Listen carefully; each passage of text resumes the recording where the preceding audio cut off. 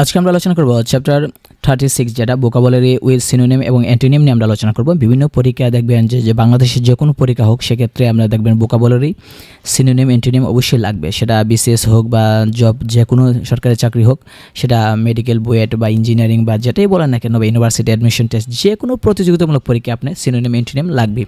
তো এখানে খেয়াল করে দেখেন যে সিনোনিম অ্যান্টোনিম যে জিনিসগুলো আছে আপনাকে অবশ্যই শব্দ তো শিখতে হবে। আমরা কেন ইংরেজি দুর্বল, ইংরেজিতে কেন আমরা দুর্বল? আসলে আমরা ভোকাবুলারি জানি না তাই আমরা দুর্বল। আপনি ক্লাস চিন্তা করেন যে প্রাইমারি স্কুল বা হাই স্কুল চিন্তা করেন, কোথাও কোনো ভোকাবুলারি শেখানো হয় না কেন? এটা সিলেবাসে নাই। কলেজে কোথাও কোনো ভোকাবুলারি সিনোনিম অ্যান্টোনিম শেখানো হয় না কেন? এটা সিলেবাসে নাই। কিন্তু বর্তমানে কিন্তু ইন্টারে সিনোনিম অ্যান্টোনিম আছে, ঠিক না? তো মানুষ কতটা শিখে না, তো মানুষ এখানে ফাঁকি দিয়ে এখান থেকে বের হয়ে যেতে চেষ্টা করে। তো আপনার কেউ যদি ইংরেজিতে অনার্স মাস্টার্স কমপ্লিট করে, তারাও দেখবেন যে আপনার ইংরেজিতে অনার্স মাস্টার্স কমপ্লিট যারা করে তাদের সিলেবাসও দেখবেন কি না সিনোনিম অ্যান্টোনিম নেই, শুধু আছে কি সাহিত্য আছে। তো আপনি ইংরেজিতে যদি ভালো করতেছেন অবশ্যই আপনাকে সিনোনিম অ্যান্টোনিম আপনাকে জানতে হবে। আপনি মনে করেন আপনি আইএলটিএসে ভর্তি হবেন বা স্পোকেন ইংলিশে ভর্তি হবেন, 6 মাসের কোর্সে আপনি দেখবেন 4 মাসে আপনাকে শুধু সিনোনিম আর অ্যান্টোনিমই শিখাইতেছে। ইংলিশ ব্রিটিশ কোনো একটা ইংরেজি মাধ্যমে আপনি পড়াশোনা করবেন, মনে করেন আপনি ব্রিটিশ গ্রামার স্কুল বা যেরকম কোনো একটা মনে করেন যে ব্রিটিশ গ্রামার যে নিয়মে যে স্কুলগুলো আছে, অথবা আমেরিকান গ্রামার স্কুল যেগুলো আমেরিকান গ্রামারের নিয়মের স্কুলগুলো আছে, সেগুলো তারা কী করে? তারা শুধু আপনাকে সিনোনিম অ্যান্টোনিম শেখাইবে, ঠিক আছে? তো এটার জন্য আপনার দরকার কি সিনোনিম অ্যান্টোনিম আপনাকে ভালোভাবে মুখস্থ করতে হবে, আর এটার জন্য আপনাকে সময় দিতে হবে। এটা একদিনের কোনো এটা কোনো সূত্র না, এটা কোনো যে বোঝার কিছু না, এটা ঠাডা মুখস্থ যেটা যদি বলি কেন, এটা কোনো সূত্র না যে আপনি বুঝবেন, এটা কোনো নিয়ম না বা কোনো টেকনিক নাই। শব্দার্থ শেখা কোনো টেকনিক না, আপনাকে এখানে ঠাডা মুখস্থ করতে হবে এবং এর ব্যবহার করতে হবে। ব্যবহার করার জন্য কী আছে, ফেসবুক বিভিন্ন পেজ আছে বা নিউজ পেপার আছে বা অনলাইন নিউজ পেপার আছে, কলামগুলো আছে, সেগুলো আপনি এডিটোরিয়াল পেজগুলো আছে সেগুলো পড়বেন, ঠিক আছে? নিউজ পেপারে যে এডিটোরিয়ালগুলো আছে আপনি এগুলো কি পড়েন না কেন? বা আপনি বিভিন্ন পেজ আছে যেগুলো তারা নিউজ লেখে তারা ইংরেজিতে, সেগুলো পড়েন না। তাই আপনি যে শব্দ তো শিখবেন, আপনি 1000 শব্দ তো শিখবেন, 1 মাস পরে ভুলে যাবেন কেন? তার কোনো ব্যবহার নাই। এখন আপনাকে ব্যবহার শিখতে হবে, যত ভালো ব্যবহার শিখবেন তত ভালো আপনি ইংরেজি পারবেন। আমরা বাংলা রাস্তাঘাটে যেখানে খুশি সেখানে আপনি দেখতেছেন বাংলা শব্দগুলো। আপনাকে যদি বলি সারমেয় শব্দ অর্থ কি, আপনি জানেন সারমেয় অর্থ কি? জানেন না। সারমেয় কিন্তু বাংলা শব্দ। সারমেয় অর্থ জানেন না সারমেয় মানে কি? তো আমরা যদি বলি যে আমরা তো এই অর্থগুলো বাংলা অর্থে আমরা অনেকে জানি না। কেন জানি না? কারণ এগুলো আমরা ব্যবহার নাই। ব্যবহার থাকলে না আমরা জানবো, ঠিক না? আমরা সব প্রচলিত যে ব্যবহারগুলো আছে বাংলা শব্দে আমরা সেগুলো আমরা জানি, এর বাইরে কোনো শব্দ আমরা জানি না। কেন জানি না? কারণ আমরা এগুলো ব্যবহার করি না। বাংলায় অনেক শব্দ আমরা জানি, ব্যবহার করি না। সংস্কৃত বা অনেক শব্দ আছে যেগুলো আমরা ব্যবহার করি না বলে আমরা জানি না। তো আপনি আগুন শব্দের কয়টা সমার্থক শব্দ জানবেন? বা সূর্যের কয়টা সমার্থক, চাঁদের কয়টা সমার্থক আপনি জানবেন? খুব কম জানেন। কেন? আমরা ব্যবহার করি না। আমরা শুধু চাঁদ আর চন্দ্রই চিনি, ঠিক না? পানি আর জলই চিনি, আর এর বাইরে আরও অনেক কিছু আছে যেটা পানি সমার্থক শব্দ। সেম একইভাবে এটা কোনো সূত্র না, এটা কোনো বোঝানো কোনো নিয়ম নাই। এটা হচ্ছে কি আপনার ব্যবহারের জন্য যদি আপনি ফেসবুক চালান, ফেসবুক বিভিন্ন পেজ আছে, সেই পেজগুলো আপনি যেগুলি ইংরেজি পেজগুলো আছে, নিউজের পেজগুলো আছে সেগুলো আপনি দেখবেন। বা আপনি অনলাইনে বিভিন্ন পত্রিকা আছে বা বিভিন্ন নিউজ পোর্টাল আছে যেগুলোতে অনলাইনে নিউজগুলো দেয়, ওইগুলো আপনি দেখেন। তো দেখেন এখানে যে সমার্থক শব্দ আছে এগুলো আপনি দিন রাত 24 ঘন্টা আপনি এগুলো মুখস্থ করতে হবে। রাস্তাঘাটে, বাসে, ট্রেনে যেখানে থাকেন কেন আপনি শব্দ তো মুখস্থ করবে। আর শব্দ তো মুখস্থ করলে হবে না। আপনি যদি মনে করেন 1000 শব্দ যদি আপনি 1 মাসে শিখেন, পরের মাসে যদি এই শব্দগুলো আপনি রাস্তাঘাটে না দেখেন আপনি ভুলে যাবেন। তাহলে কীভাবে রাস্তাঘাটে দেবো? এই যে 1000 শব্দ শিখছেন এগুলো ব্যবহার করতে হবে। ব্যবহার করার নিয়ম কি? আপনি যদি রেগুলার বিভিন্ন নিউজ পেজগুলো যেগুলো আছে, ইংরেজি পেজগুলো যেগুলো আছে বা নিউজ পোর্টাল যেগুলো আছে, অনলাইন বিভিন্ন পত্রিকা যেগুলো আছে, সেইগুলো আপনি যদি পড়েন তাহলে আপনার চোখের সামনে এই শব্দগুলো বারবার আসবে। যখন আসবে তখন আপনার মনে থাকবে। আর আপনি শিখলেন অ্যাবেন্ডন শব্দের তো পরিত্যাগ করা, আর 1 মাস পরে এটাকে আর চোখেই দেখলেন না, তাহলে আপনি তো ভুলে যাবেন। আপনি চোখে দেখলেন না, আপনি মনে রাখবেন। এখানে লিভ মানে কি? পরিত্যাগ করা। লিভ কেন দেন আপনি? লিভ অফ অ্যাবসেন্ট, ওই যে দরখাস্ত আমরা হাই স্কুলে দরখাস্ত পড়ছি, লিভ অফ অ্যাবসেন্ট। এখানে লিভ মানে ত্যাগ করা, এটা ব্যবহার আমরা চোখে দেখি, কিন্তু অ্যাবেন্ডন মানে পরিত্যাগ করা, এটার ব্যবহার আমরা চোখে দেখি না, এ কারণে এটা মনেও থাকবে না। তো চোখে দেখাই তুইব, মোবাইলে, রাস্তাঘাটে, লিফলেটে, ব্যানারে, যে কোনো জায়গায় এই অ্যাবেন্ডনকে আপনি দেখতে হবে, তাহলে না আপনার মনে থাকবে যে অ্যাবেন্ডন হচ্ছে পরিত্যাগ করা। দেখবেন না 2 মাস পরে এটা আর মনে থাকবে না যে এটা অ্যাবেন্ডন ছিল একটা পৃথিবীতে। লিভটা সবসময় দেখেন, লিভ সবসময় দেখা যায়, এই কারণে লিভরে আমরা মনে রাখছি লিভ মানে ত্যাগ করা, পরিত্যাগ করা, ঠিক না? এই কারণে এটা কোনো সূত্র না। আপনাকে যদি ওয়ার্ল্ডের বেস্ট টিচার আয়না দেওয়া হয় তাহলে কোনো লাভ হবে না। আপনি আইএলটিএস করেন বা যে কোনো একটা করেন, আপনাকে কী শেখাবে? সিনোনিম অ্যান্টোনিম আপনাকে বলবে, একটা শীট ধরাই দিবে, বলবে এটা মুখস্থ করতে থাকো। তো মুখস্থ করাটা যে বিষয়টা, সেটা হচ্ছে আপনি কত মুখস্থ করবেন। শুধু মুখস্থ করলেই হয় না, মুখস্থটা মনেও রাখাইতে হয়। মনে রাখার জন্য নিয়ম হচ্ছে কি, আপনার চোখে পড়তে হবে। আপনি একটা শব্দ শিখলেন আর 2 মাস এই শব্দটা আর আপনি দেখলেন না চোখে, তা আপনি মনে থাকবে না।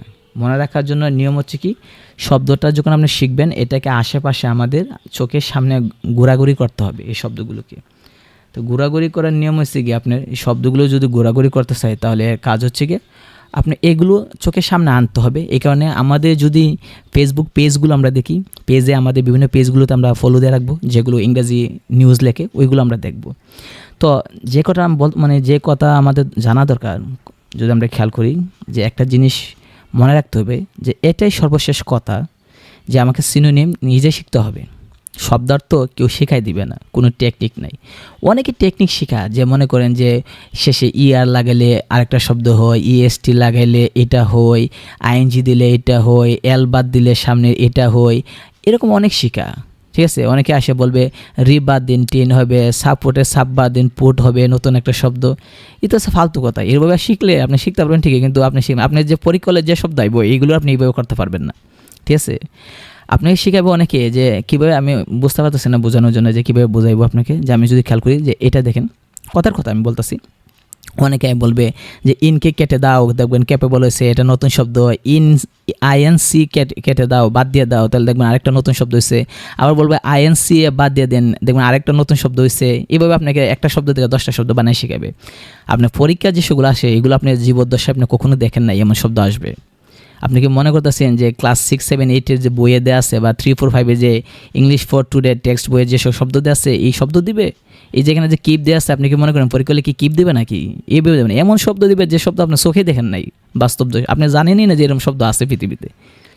তাহলে এইগুলো আপনার শিখতে হবে। তো এখানে শেখার কোনো বিকল্প নাই, আপনাকে প্রতিনিয়ত দেখতে হবে, প্রতিনিয়ত এগুলো আপনার শব্দ থাকবে। আর পরীক্ষা হলে দেখবেন এই সিনোনিম অ্যান্টোনিমের যন্ত্রণাই সবাই অস্থির। কেন? পরীক্ষা হলে দেখবেন যে আপনার সিনোনিম এবং অ্যান্টোনিমই সবচেয়ে বেশি আছে। আপনি যদি যে কোনো একটা পরীক্ষা দেন, দেখবেন যদি 20 মার্কে যদি ইংরেজি থাকে, এর মধ্যে দেখবেন 6-7টে দেখবেন যে আপনার সিনোনিম অ্যান্টোনিম প্রিপোজিশন থাকবে। মানে এরা যন্ত্রণায় মানুষ সতিষ্ঠ। গ্রামার তো আপনি পারা যায় নিয়মগুলো জানলে, কিন্তু এগুলো আমি কত মুখস্থ করব, কত শিখব? তাই এখানে যে বইগুলো যেগুলো দেওয়া আছে, এখানে যেগুলো বিগত সালে বিভিন্ন পরীক্ষা আসছে তার উপর ভিত্তি করে দেওয়া আছে। ঠিক আছে, সামি ইম্পর্টেন্ট বলছে, সবগুলো না, কিন্তু কিছু ইম্পর্টেন্ট দেওয়া হয়েছে। তাহলে এখানে শিখতে হবে আমাকে। এবেট মানে প্রশমিত করা, এর সিনোনিম সমার্থক শব্দ আছে ডিক্রিজ, রিডিউস দেওয়া আছে। তারপর এখানে দেখেন দেওয়া আছে সাবসাইড দেওয়া আছে। আর অ্যান্টোনিম মানে বিপরীত শব্দ দেওয়া আছে এনহ্যান্স, ইনক্রিজ। এগুলো শিখতে হবে। ঠিক আছে, না শিখলে আপনি এখানে দেখেন এ সিরিয়ালে দেওয়া আছে, অসংখ্য দেওয়া আছে এ সিরিয়ালে। আপনি যদি যান তাহলে দেখবেন এ সিরিয়ালে অনেকগুলো দেওয়া আছে। তারপর আপনি যদি নিচে যান দেখবেন বি সিরিয়ালে দেওয়া থাকবে। এই যে এখানে বি সিরিয়ালে শুরু হয়েছে।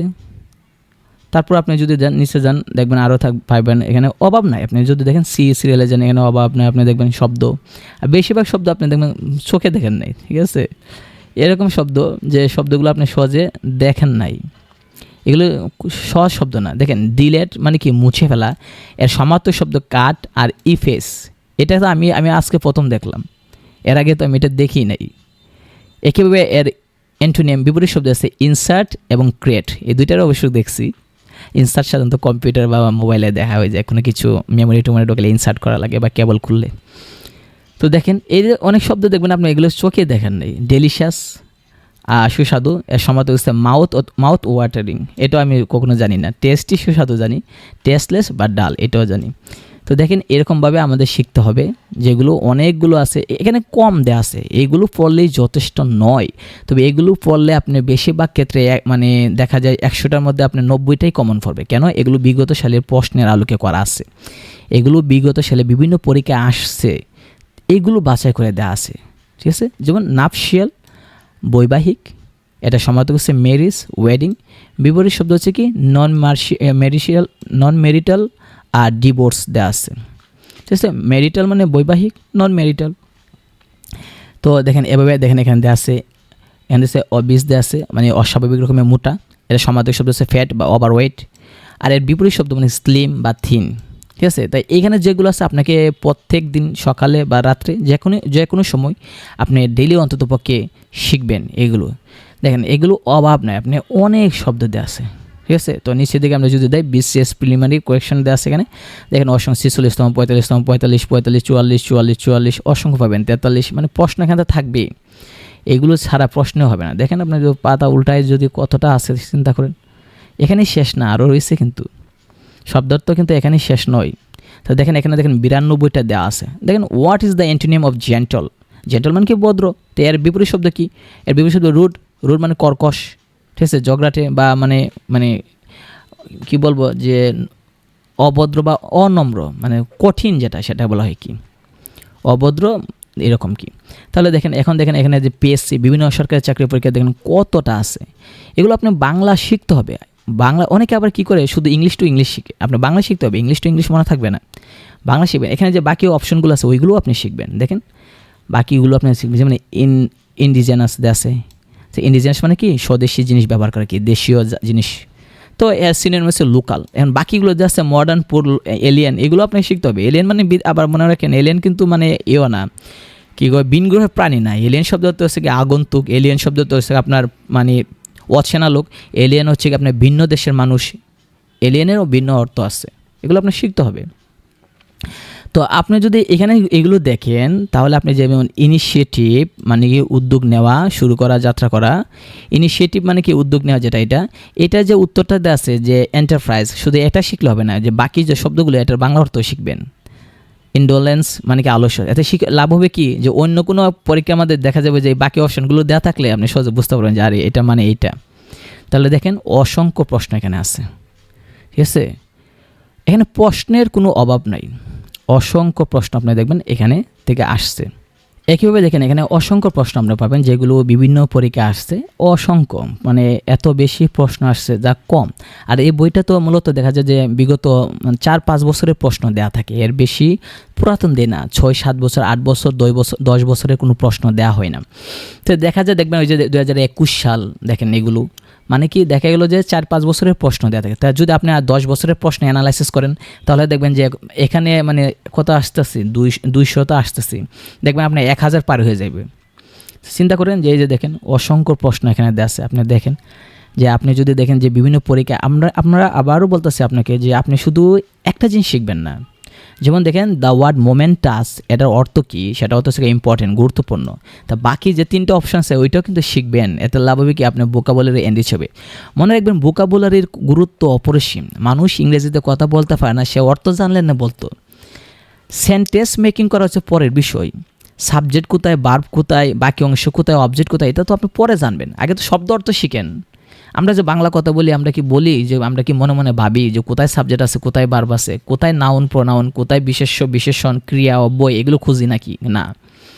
তাহলে ইংরেজি শেখার ক্ষেত্রে সেম, এখানে আপনি খুঁজবেন না কোথায় নাউন কোথায় প্রোনাউন, আগে তো আপনি জানবেন। আপনি জানলেনই না এটার নাম হচ্ছে বৃক্ষ মানে গাছ, এখন তাহলে আপনি বলবেন কীভাবে? আগে তো শব্দ জানতে হবে, তারপরে না আপনি সাবজেক্ট ভার্ব খুঁজতেন। শব্দই জানেন না তো শিখবেন কীভাবে? আর না পারেন আপনি যদি শব্দ শিখেন তাহলে একটা কোথায় লেখা আছে কিনা এটা তো আপনি বলতে পারেন। পরীক্ষা হলে কি আপনি কি মুখে বলবেন নাকি? পরীক্ষা হলে তো আপনি লিখবেন।